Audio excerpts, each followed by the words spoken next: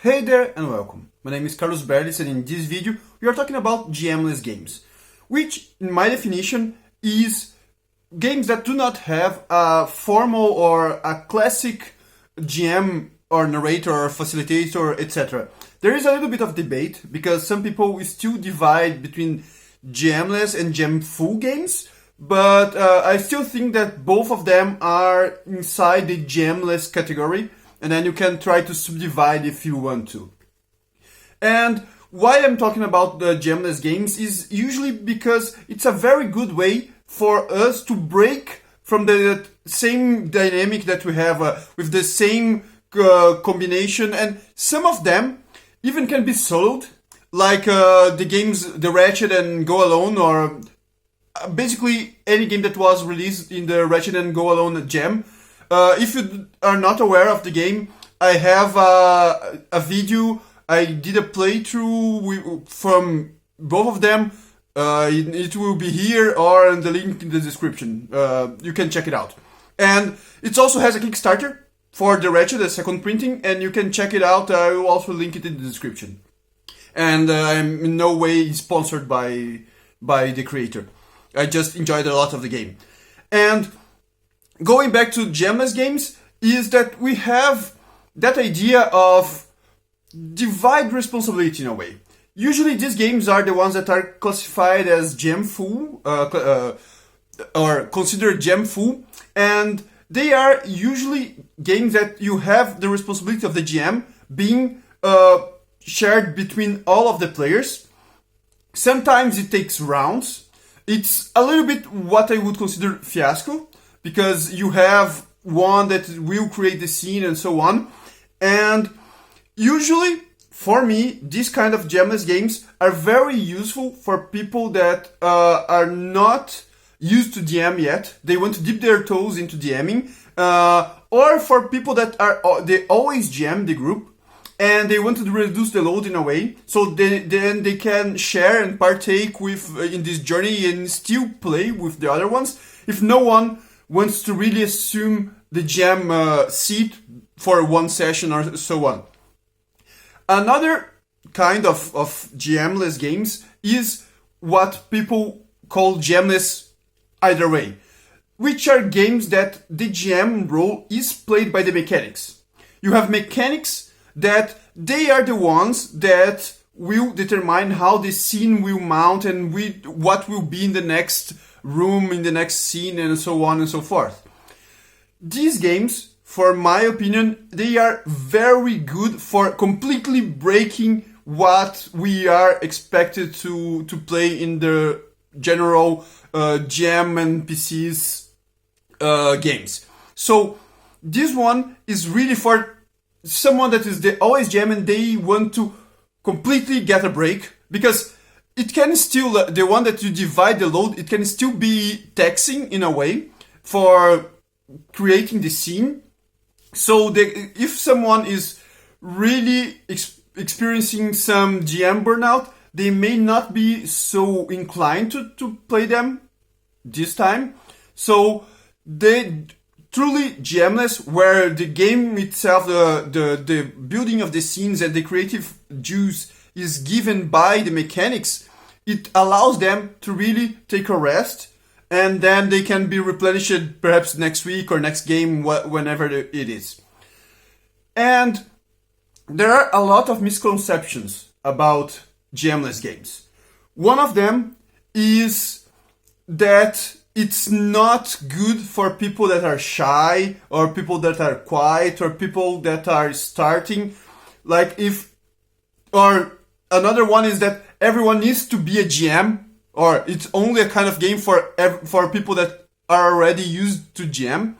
And I really don't think that this is the case. You can have a very good game with truly beginners, even in the GMless games. Actually, perhaps even more, like any other game. Some things that we need to be aware of is there is bound to be silence.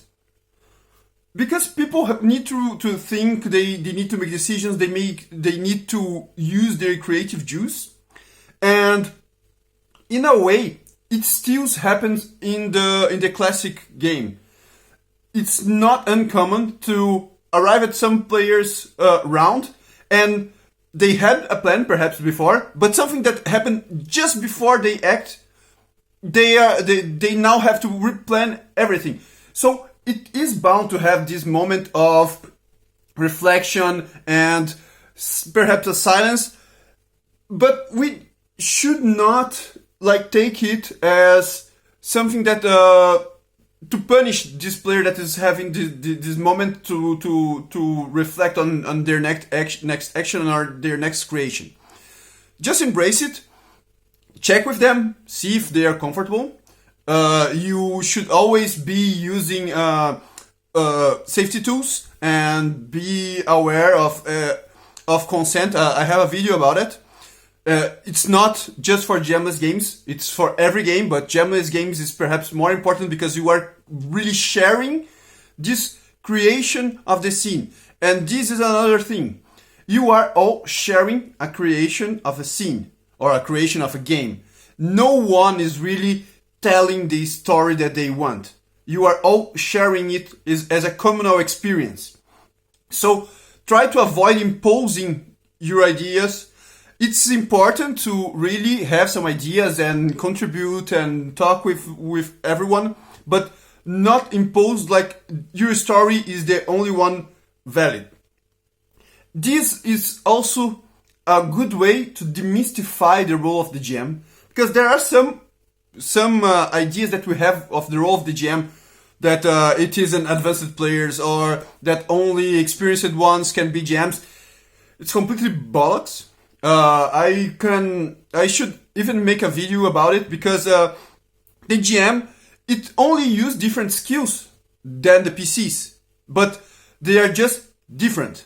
No one is better than the other, and this kind of thing that we tend to make a mysticism around the GM role, it's not good for the game, and it raises a barrier for people that are trying to get into GMing or getting into the creative part. So it's not a game just for GMs. Everyone can play, everyone can contribute, and everyone can grow with that. And it's another good thing to exercise and be a better player on the long run. As I mentioned with a video on detailing actions, this is a good way to try and get used to detailing your actions, because since you are building the scene and everyone has the creative opportunity, you will be more comfortable, or perhaps it's a personal experience, you will be more comfortable into making your ideas of the scene or of the action or building everything and giving free rein for your creativity as well. Another thing to keep in mind is that GMless games, they really have mechanics to help you create the scene, to help you continue the game. Some of them have dice pools, some of them has tokens, some of them have things that you can invite another PC to the scene, some of them has mechanics that you can just pass to another scene. So lean into these mechanics, make use of them, because that's why they are there. They are there to help you, not to hinder you. So lean into the mechanics. It can be intimidating a little bit, but as any game can be intimidating at first. And I have also a GMless game that you can check in the description. It's very GMless, really. The mechanics deals with the creative part, and you can all share and help to build the scene, but it's already something that is guided by the mechanic. That's the video. If you like the video, like the damn video, share, subscribe. You know how internet works. Let me know in the comments what you think about GMless games. Have you tried them? Have you not tried them? Do you want to try them? Do you have any questions about them? Do you want some guidelines? Do you want some tips to which game or suggestions?